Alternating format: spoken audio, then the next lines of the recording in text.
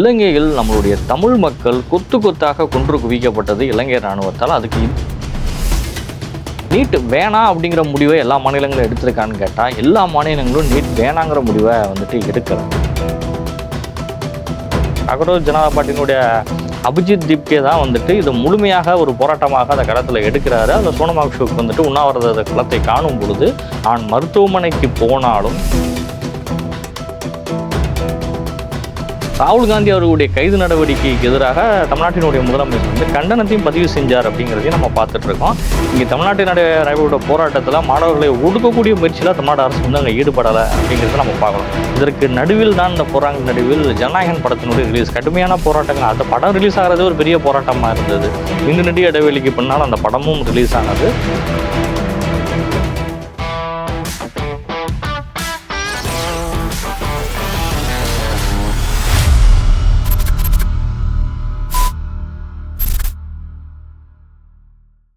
DNC தமிழோட அரசியல் கதைப்பமால இந்த வாரம் அரசியல் நிகழ்வுகள் நிறையா நடைபெற்றிருக்கிறது. அதை பற்றின நிறைய விஷயங்களை பற்றி நம்ம இப்போ அலச போகிறோம்.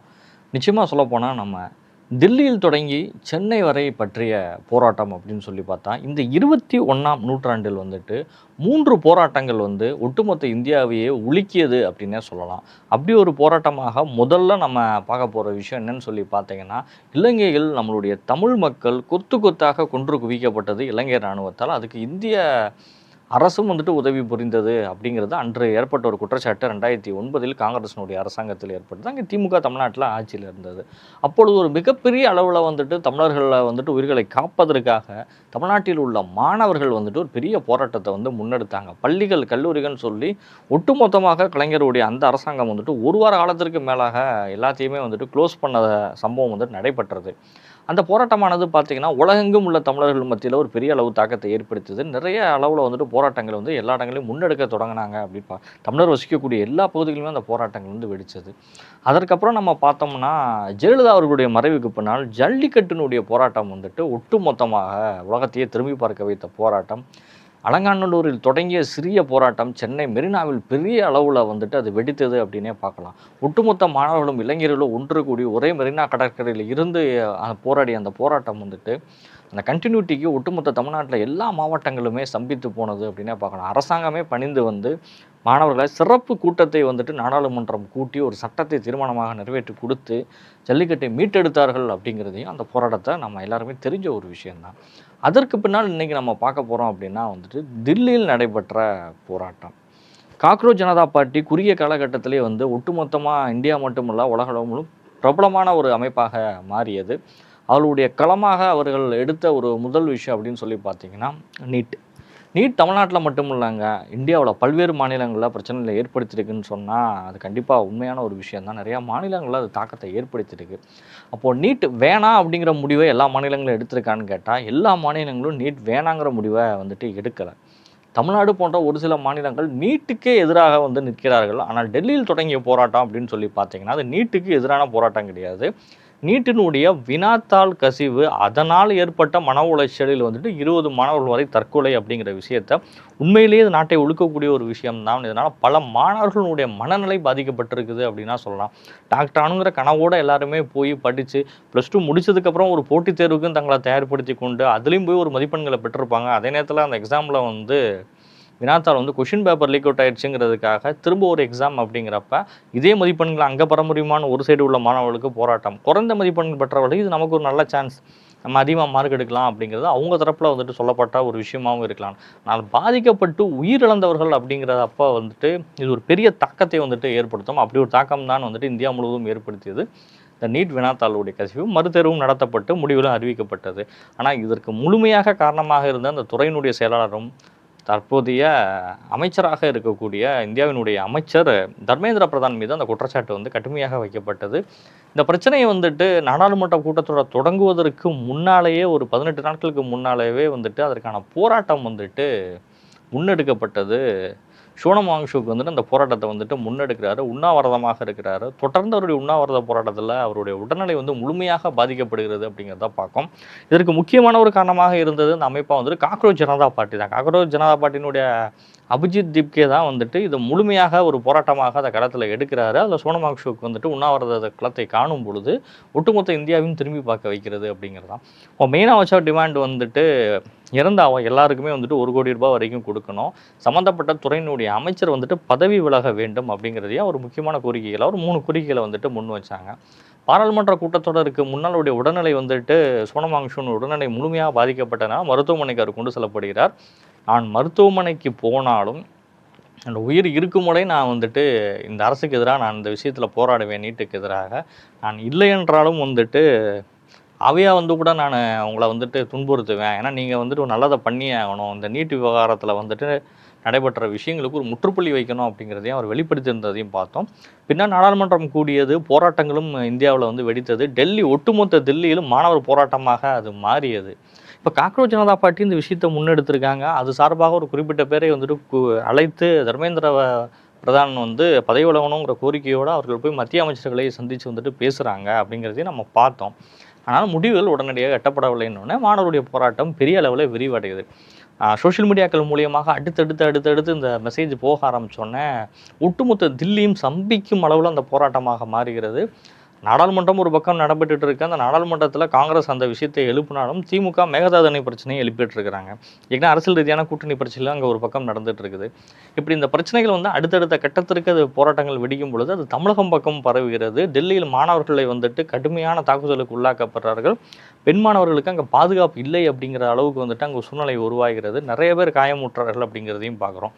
இதற்கு பின்னால் ஒரு எதிர்கட்சியாக கிடையாது, ஒரு எம்பி கூட கிடையாது, எம்எல்ஏ கூட கிடையாது, தேர்தலையும் சந்திக்காத ஒரு அமைப்பு வந்து பெரிய அளவு போராட்டத்தை முன்னெடுக்கிறப்ப எதிர்கட்சியாக இருக்கக்கூடிய காங்கிரஸோ இடதுசாரிகளோ மற்ற அரசியல் இயக்கங்களோ பெரிய அளவு அதை எடுத்துகிட்டு போகலைங்கிற ஒரு குற்றச்சாட்டு இருந்தாலும் இடதுசாரி மாணவர்கள் அமைப்புகளாக இருக்கக்கூடிய எஸ்எஃப்ஐ, ஏஎஸ்எஃப் போன்ற அமைப்புகள் அந்த போராட்டங்களை டெல்லியிலையும் பண்ணுறாங்க. தமிழ்நாட்டிலையும் நிறைய இடங்களில் பண்ணிட்டு இருக்காங்க. நிறைய ஸ்டேட்டில் பண்ணிட்டு இருக்கிறதையும் நம்ம பார்த்தோம். காங்கிரஸ் அதை களத்திற்குள் வரும்பொழுது ராகுல் காந்தியும் பிரியங்கா காந்தியும் இணைந்து ஒரு போராட்டத்தை முன்னெடுக்கிறாங்க. அதற்கு பின்னால் இருவரும் வந்துட்டு பிரதமருடைய இல்லத்தை முற்றுகையிடக்கூடிய போராட்டத்தை அவங்க கொண்டு வரும் பொழுது அது முழுமையான அரசியலாக பார்க்கப்பட்டது. அந்த விஷயம் வந்துட்டு அதிகமாக பார்க்கப்படக்கூடிய விஷயமாக மாறியது. ஆனால் இப்போ சோனம் வாங்சுக் அவருடைய மனைவி வந்து நேரடியாக வந்துட்டு பத்திரிகையாளர் சந்திப்பில் வந்து அவங்க சொல்லும் பொழுது வந்து ராகுல் செஞ்சது வந்து தவறு. இந்த விஷயத்துக்கு நாங்கள் முன்னெடுத்திருக்கக்கூடிய போராட்டத்தினுடைய தன்மைங்கிறது வேற. ராகுல் பிரதமருடைய வீட்டை வந்துட்டு முற்றுகையிட்டு அங்கே போராட்டம் பண்ணுறதுங்கிறது வந்து அரசியலாக்கப்படுகிறது அப்படிங்கிறத சொன்னாங்க. அபிஜித் தீப்கே சொல்லும் பொழுது பிஜேபி சார்ந்தவர்களும் இந்த கூட்டத்திற்குள் வந்துட்டு புகுந்து அவர்களும் வந்துட்டு அதை வந்து கலவரமாக மாற்ற முயற்சித்தாருங்கிறதையும் சொல்கிறார். கல்வீச்சு சம்பவங்கள்லாம் நடைபெறும் பொழுது அப்போ அங்கே ஒரு உள்ளரசியல் வந்துட்டு இருக்குது, உள்ளிட அரசியலாக மாறுது அப்படிங்கிறத அவர் ஒரு இடத்துல வெளிப்படுத்திட்டு இருந்தார். இப்படி தில்லி வந்துட்டு தொடர்ந்து போர்க்களமாக இருக்கக்கூடிய சூழ்நிலையில் பாராளுமன்றம் முடக்கப்பட்டு இருக்கக்கூடிய அந்த ஒரு நிலையில தான் பிரதமர் நரேந்திர மோடி அவர்கள் வந்து டைரெக்டாக ஒரு விஷயத்த சொல்கிறாரு. சம்மந்தப்பட்ட துறையினுடைய செயலாளர் வந்து மாற்றப்பட்டு வேறு ஒரு துறைக்கு மாற்றப்பட்டு வேறு துறையில் இருந்த ஒருத்தரை தூக்கி இந்த டிபார்ட்மெண்ட்டு கொண்டு வந்து வைக்கிறாங்க. ஆனால் தர்மேந்திர பிரதானுடைய பதவி விலகல், அவர் பதவி விலகணும் அப்படிங்கிறத பிரதமர் முடிவெடுக்கலை. இந்த வினாத்தல் கசிவு சம்பந்தப்பட்ட அனைவரின் மீதும் கடுமையான நடவடிக்கை எடுக்கப்படும் அப்படிங்கிறத வந்து பிரதமர் மோடி அவர்கள் தெரிவிக்கிறார். அதற்கு பின்னால் நிறைய பேர் வந்து சப்போர்ட் பண்ணுறாங்க. மோடி அவர்கள் சொன்னிட்டதுனால மாணவர்கள்லாம் வந்து போராட்டத்தை கைவிடணும்னு சல்மான் கான்லாம் சொல்லியிருந்தார். போராட்டத்தில் ஈடுபடக்கூடிய மாணவர்களுக்கான உணவு வழங்கல் வந்து நிறைய என்ஜிஓஸ் பண்ணாங்க, நிறைய முக்கியமான லீடர்ஸ் பண்ணாங்க. நடிகர் பிரகாஷ்ராஜே போய் போராட்டத்தில் கலந்துக்கிட்டதெல்லாம் பார்த்தோம். இது மாதிரி நிறைய பேர் அந்த போராட்டங்களை கலந்துக்கிட்டு இருக்கிறதையும் நம்ம பார்த்துட்டு இருந்தோம். ஆனால் டெல்லியில் தொடங்கியது தமிழ்நாட்டில் பற்றியது அப்படிங்கிற அந்த நம்ம விஷயத்தை தான் நம்ம ஆரம்பத்துலேருந்து ஸ்டார்ட் பண்ணோம். ஆமாம், தமிழ்நாட்டில் பெரிய அளவு போராட்டமாக தற்போது மாறிக்கொண்டு இருக்கிறது. கொஞ்சம் கொஞ்சமாக கல்லூரிகளுடைய மாணவர்கள் வெளியில் வந்து போராட்டத்தை தொடங்கியுள்ளனர். நான் ஏற்கனவே சொன்ன மாதிரி ஈழத்தமிழர் போராட்டம், ஜல்லிக்கட்டு போராட்டத்தை தொடர்ந்து மூன்றாவதாக இந்த நீட்டுக்கு எதிரான போராட்டமாக இது மாறியது தமிழ்நாட்டில். அங்கே வினாத்தாள் கசிவுக்கு எதிரான போராட்டமாக இருந்தது. இங்கே நீட்டே எங்களுக்கு வேணாம், நீட் எக்ஸாம் எங்களுக்கு தேவையில்லை அப்படிங்கிற அளவில் முழுமையான போராட்டமாக தமிழ்நாட்டு சட்டக்கல்லூரி மாணவர்கள், கலையறிவியல் கல்லூரி மாணவர்கள், இன்ஜினியரிங் மாணவர்கள், மருத்துவ மாணவர்கள் எல்லாருமே போராட்டத்தில் இறங்க ஆரம்பிச்சிட்டாங்க. எஸ்எஃப்ஐ, ஏஎஸ்எஃப்ஐ போன்ற அமைப்புகளும் தற்போது போராட்டத்தில் வந்துட்டு குதிச்சுள்ளார்கள். சென்னையில் இருக்க கம்யூனிஸ்ட் பாலன் இல்லம் முன்னால் வந்துட்டு போராட்டம் வந்துட்டு பெரிய அளவு நடைபெற்றது. தொடர்ந்து காலேஜ் ஸ்டூடெண்ட்ஸ் நிறைய தள்ள ஆரம்பிச்சிட்டாங்கிறதையும் பார்த்துட்ருக்கோம். ஒட்டுமொத்தமாக தமிழ்நாட்டின் நிறைய பகுதியில் வந்துட்டு மாணவர்களுடைய போராட்டமாக இது மாறிக்கொண்டு இருக்கிறதையும் நம்ம பார்த்துட்ருக்கோம். விஜய் அவர்களுடைய அரசாங்கம் வந்துட்டு பொறுப்பேற்றிருந்து விஜய் அவர்கள் ஆரம்பத்திலிருந்தே நீட்டிற்கு எதிரான கருத்துக்களை வந்துட்டு தவகனுடைய தலைவர் விஜய் அவர்கள் தெரிவித்து வந்தாருங்கிறது நமக்கு தெரியும். கட்சி தொடங்குவதற்கு முன்னாலே அனிதா அவர்களுடைய மரணத்தின் போது விஜய் அவர்கள் நேரில் இல்லத்திற்கு சென்றார், ஆறுதல் சொல்லினார் அப்படிங்கிறதையும் நம்ம பார்த்தோம். நீட்டுக்கு எதிராக ஆரம்பத்திலிருந்தே அவர் குரல் கொடுத்து வருகிறார். தற்போது அவர் தமிழ்நாட்டினுடைய முதலமைச்சராக இருக்கிறார். அப்படி ஸ்டாண்டில் இருந்துட்டு விஜய் அவர்கள் இன்னும் மாறல. அவர் ரொம்ப தெளிவாகவே தான் சொல்கிறாரு, நீட்டுக்கு எதிரான எங்களுடைய போராட்டம் தொடரும் அப்படிங்கிறது. ஆனால் ஒரு வலிமையான போராட்டத்தை முன்னெடுக்கக்கூடிய ஒரு சூழ்நிலை இருக்கிறப்ப வந்துட்டு தாவேகா தரப்புல நம்ம பார்த்தோம்னா அவங்களுக்கு எம்பிஸ் இல்லை. நாடாளுமன்றத்தில் போய் பேசி எடுக்கிற அளவுக்கு அவங்க கையில் வந்து எம்பிஸ் கிடையாது. அவருடைய கூட்டணி கட்சியாக இருக்கக்கூடிய காங்கிரஸ் இருக்காங்க, விசிகா இருக்கிறாங்க, மதிமுக இருக்கிறாங்க. இந்த கட்சிகள்லாம் வந்துட்டு நேரடியாக பாராளுமன்றத்தில் பேச வேண்டியது. ஆனால் பாராளுமன்றத்தில் அவர்களும் வந்து நீட்டுக்கு எதிரான ஒரு கருத்துக்களை முன்வைக்கிறாங்க அப்படிங்கிறதையும் நம்ம பார்த்துட்ருக்கோம். முதல்வரும் வந்துட்டு அங்கே நடைபெற்ற ஆர்ப்பாட்டத்திற்கு வந்துட்டு ஆதரவையும் சொல்லியிருந்தார். ராகுல் காந்தி அவர்களுடைய கைது நடவடிக்கைக்கு எதிராக தமிழ்நாட்டினுடைய முதலமைச்சர் வந்து கண்டனத்தையும் பதிவு செஞ்சார் அப்படிங்கிறதையும் நம்ம பார்த்துட்ருக்கோம். இங்கே தமிழ்நாட்டின் நடைபெற்ற போராட்டத்தில் மாணவர்களை ஒடுக்கக்கூடிய முயற்சியில் தமிழ்நாடு அரசு வந்து அங்கே ஈடுபடலை அப்படிங்கிறத நம்ம பார்க்குறோம்.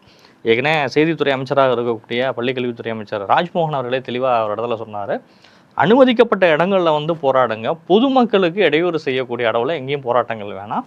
நீங்கள் அனுமதிக்கப்படக்கூடிய இடங்களில் நீங்கள் போராட்டங்கள் செய்யலாம். போராடுவது வந்து மாணவர்களுடைய உரிமை, அவர் அதை தனிப்பட்ட எல்லாரோட உரிமை.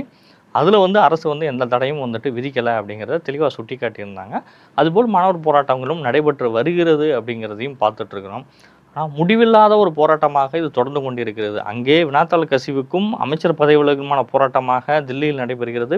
தமிழ்நாட்டில் நீட்டே வேணாம்ங்கிற ஒரு ஆங்கிளில் இங்கே ஒரு போராட்டம் நடந்துட்டு இருக்கிறதையும் நம்ம பார்த்துட்ருக்கோம்.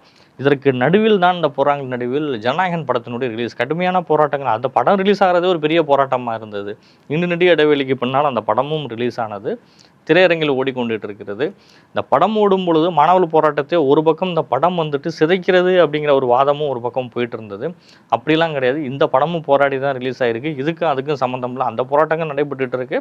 படம் ரிலீஸ் அதுக்கான வேலையெல்லாம் தனியாக நடைபெற்றுட்டு இருக்குது. இல்லை அமைச்சர்கள் எல்லாருமே போய் படம் பார்த்தாங்க, லீவ் எடுத்துட்டுலாம் போய் அமைச்சர் பார்த்துருக்காங்க அப்படிங்கிற மாதிரி ஆர்பி உதயகுமார் போன்றவர் சொல்லியிருந்தாலும் விஜயனுடைய ரசிகர்களுக்கு அவருடைய கடைசி படமாக இந்த படம் வந்து இருக்குது அப்படிங்கிறதுனால ஒரு ஆர்வத்தில் எல்லாருமே வந்து அந்த படங்களை வந்துட்டு பார்ப்பதற்கு செல்லிட்டாலும் விஜய் வந்து சினிமாவுக்கு லாஸ்ட்டு படம் இங்கே நடிக்க மாட்டாருங்கிற ஒரு கண்ணீர் விட்டு அழுது வெளியில் வந்து பேசின நிறையா பேரையும் நம்ம பார்த்துட்ருக்கோம். அப்போ ஜனநாயகன் அப்படிங்கிறது வந்து அது ஒரு பெரிய போராட்டத்தை செஞ்சுருக்கு. அதில் 400-500 கோடி ரூபா முதலீடு பண்ணி ஒருத்தர் வந்து படம் எடுக்கிறாரு. அது ஏறத்தாழ வந்துட்டு ஒரு 7-8 மாதம்னா அந்த படத்தை ரிலீஸ் பண்ண முடியாமல் கடுமையான போராட்டத்தை அவர்கள் சந்தித்ததற்கு பின்னால் அந்த படமும் வெளிவருகிறது அப்படிங்கிறதையும் நம்ம பார்த்தோம். சிஎம் ஆனதுக்கப்புறம் தான் அந்த படம் வெளிவந்திருக்குங்கிறதையும் பார்த்தோம். இப்படி ஒவ்வொன்றோடு முடிச்சு போடப்பட்டு ஒவ்வொரு பிரச்சனைகளும் திசை திருப்பப்படுது. போராட்ட களத்திற்கான விஷயங்களை வந்துட்டு இது மழுங்கடிக்குது, இந்த விஷயத்தை அது மழுங்கடிக்குதுன்னு சொல்லி நிறைய கருத்துக்கள் இங்கே பரிமாறப்பட்டு கொண்டிருந்தாலும் தற்போது நீட் அப்படிங்கிற ஒரு விஷயத்துக்கு ஒரு முழுமையான தீர்வு கிடைக்குமா அப்படிங்கிறது இனி வர்ற நாட்களில் தான் நமக்கு தெரியும். நாடாளுமன்றத்தில் அவங்க என்ன அடுத்த கட்டமாக செய்ய போயிடாளுங்கிறதையும் பார்க்கணும். அதே போல் மேகதோடு அணையினுடைய பிரச்சனையும் வந்துட்டு பெரிதாக உருவெடுத்துள்ளது. கர்நாடகா போகிறதுக்காக தமிழ்நாடு முதல்வர் தயாராகிட்டு இருக்காரு. ஆகஸ்ட் 3 போகிறார் அப்படிங்கிற ஒரு தகவலும் வந்துட்டு வந்திருக்குது. தொடர்ந்து பார்த்தால் மேகதாதுவும் நீட் பிரச்சனையும் ஒட்டுமொத்தமாக தமிழகத்தை வந்துட்டு அடுத்த கட்ட போராட்ட காலத்திற்கு நகர்த்தி சென்று கொண்டு இருக்கிறது அப்படிங்கிறத நம்ம பார்க்குறோம். இந்த வாரம் அரசியல் கதை பாம்பில் நம்மளுடைய தமிழ்நாட்டினுடைய முக்கியமான நிகழ்வு நிறைய விஷயத்தை பற்றி நம்ம அலசிட்டோம். மீண்டும் அடுத்த வாரம் அரசியல் கதை பாம்பில் சந்திக்கின்றேன். நான் உங்கள் வினோத் ராஜா. நன்றி.